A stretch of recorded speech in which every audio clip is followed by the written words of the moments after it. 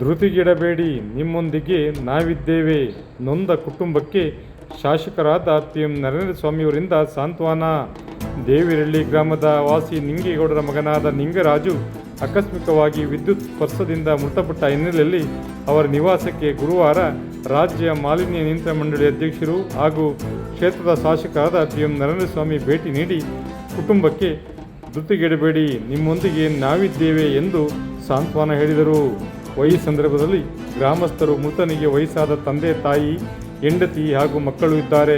ಅವರ ಕುಟುಂಬಕ್ಕೆ ಆಧಾರ ಸ್ತಂಭವಾಗಿದ್ದ ನಿಂಗರಾಜು ಮೃತಪಟ್ಟಿರುವುದರಿಂದ ಅವರ ಜೀವನ ನಡೆಸುವುದು ಮುಂದೆ ಕಷ್ಟಕರವಾಗಿದೆ ಎಂದು ತಿಳಿಸಿದರು.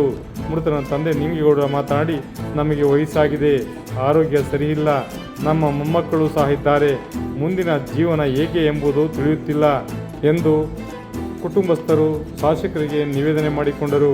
ಈ ಸಂದರ್ಭದಲ್ಲಿ ಶಾಸಕರು ನೊಂದ ಕುಟುಂಬಕ್ಕೆ ಭರವಸೆ ನೀಡಿ, ನಿಮ್ಮೊಂದಿಗೆ ನಾವಿದ್ದೇವೆ, ಧೃತಿಗೆಡಬೇಡಿ, ಸರ್ಕಾರದಿಂದ ಸಿಗುವ ಸವಲತ್ತುಗಳನ್ನು ಕೊಡುವುದಾಗಿ ಈ ಸಂದರ್ಭದಲ್ಲಿ ಭರವಸೆ ನೀಡಿದರು.